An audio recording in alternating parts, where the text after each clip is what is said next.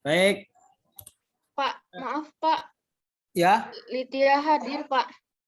Litya. Terima kasih ya Pak. Maaf Pak, jaringan tadi keluar Pak. Oke, bentar. Jaringan juga bermasalah ini. Oke, sambil ini kita akan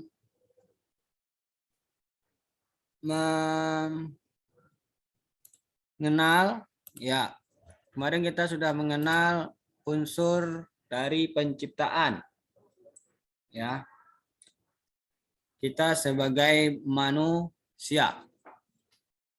Sekarang kita akan mengenal, ya, yang disebut dengan memahami, ya, potensi-potensi yang mempengaruhi terhadap diri kita, ya, potensi-potensi yang mempengaruhi sehingga kita mampu untuk mendeteksi, ya, sumber-sumber yang menjadi pembisik-pembisik, bahasanya bisa, atau sumber-sumber kejelekan yang ada di dalam diri kita, ya. Perlu kenal dulu. Yang pertama kita sudah kenal dulu dengan siapa kita kemarin, ya. Selanjutnya kita akan kenali, ya, potensi-potensi yang dapat mempengaruhi diri kita. Nah, kita pertama dulu, ya.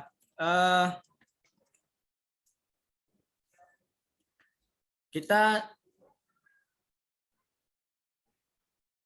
memahami tentang yang namanya konsep iblis ataupun setan. Ya, iblis ataupun setan. Pertama dulu kita kenali dulu. Nah, iblis, ya, adalah sebuah nama yang diberikan oleh Allah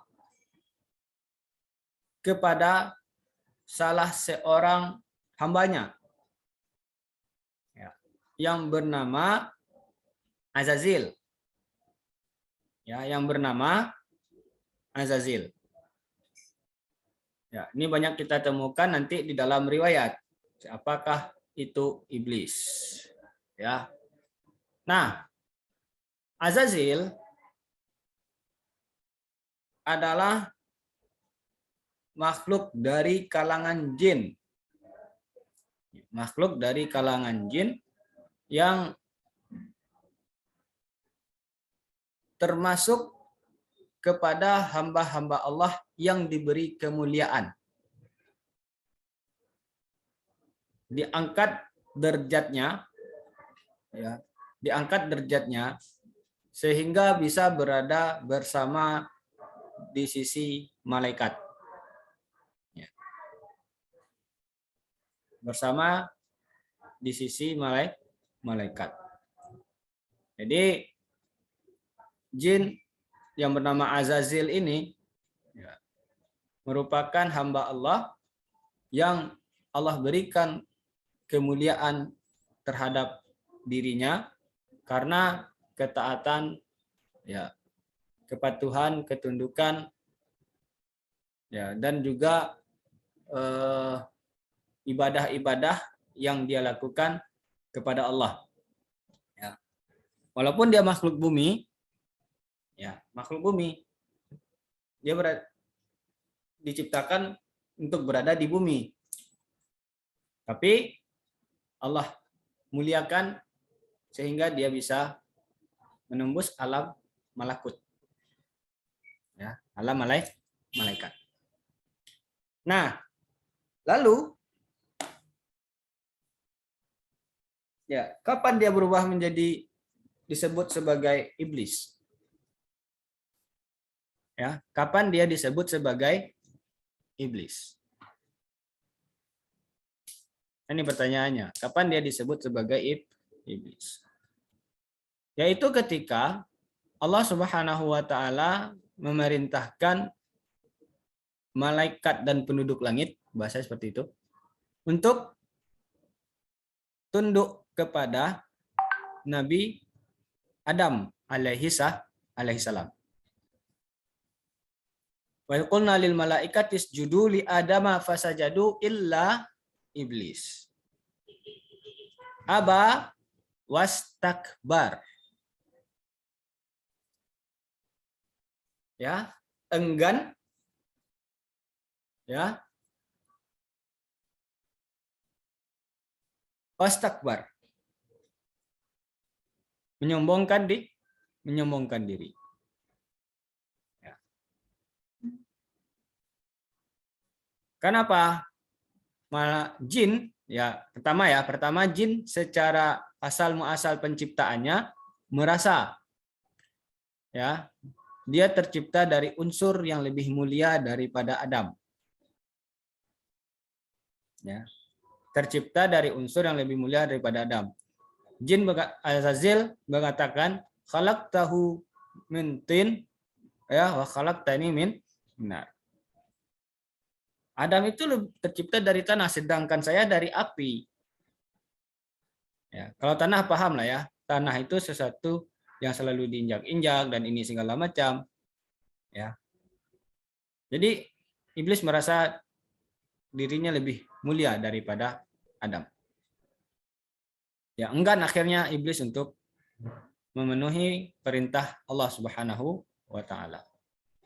Istakbara, lalu menyombongkan diri di hadapan Allah Subhanahu wa taala. Aba wastakbar wa kana minal kafirin. Kafirin, apa artinya kafirin? Ya, tidak pandai bersyukur. Bukan hanya kafir saja. Kafir itu tertutup, tidak bersyukur. Ya. Nah, jadi siapakah yang bisa berpotensi menjadi iblis secara maknawi? Ya, siapa yang bisa berpotensi menjadi iblis? Orang yang sombong. Ya, siapa saja bisa berpotensi menjadi iblis. Ya, kita harus sadari dulu nih, iblis itu bukan makhluk. Karena nama aslinya bukan iblis, Azazil, tapi dia diberi nama iblis ketika kapan? Ketika dia sudah sombong. Ya, enggan. Ya, menafikan ataupun mengecilkan perintah dari Allah Subhanahu wa taala. Lalu menyombongkan diri di hadapan Allah. Ya. Diuji. Kita mungkin sudah merasa baik secara finansial, kita sudah baik secara paras, kita sudah baik secara ekonomi, kita sudah baik secara intelektual, kecerdasan kita mungkin di atas rata-rata teman-teman kita. Hati-hati, ya, hati-hati. Azazil diuji oleh Allah Subhanahu wa taala, ya, karena dia merasa makhluk yang sudah mulia, sudah dekat dengan Allah, ya. Lalu diperintahkan oleh Allah, diuji oleh Allah, ya, kepatuhan dan ketundukannya kepada Allah Subhanahu wa taala. Bukan kepada Adam. Tapi kan perintah itu dari Allah Subhanahu wa taala. Bukan patuh dan tunduk. Jadi perintah itu ketika iblis diperintahkan bukan berarti tunduk kepada Adam, tapi mengikuti perintah dari Allah Subhanahu wa taala. Nah, kita pun bisa seperti itu. Mungkin kita merasa kita sudah baik dalam beragama, kita sudah baik dalam perilaku, kita sudah baik dalam bersikap, ya, dan seterusnya. Bentar, angkat telepon dulu.